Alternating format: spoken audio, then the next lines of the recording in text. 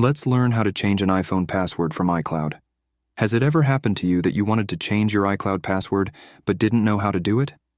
After watching this video, you won't find yourself in this situation again.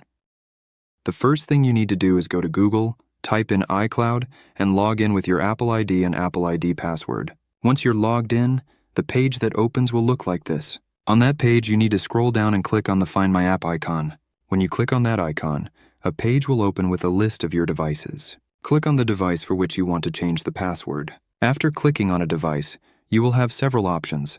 And from those options, you need to click on Erase this device.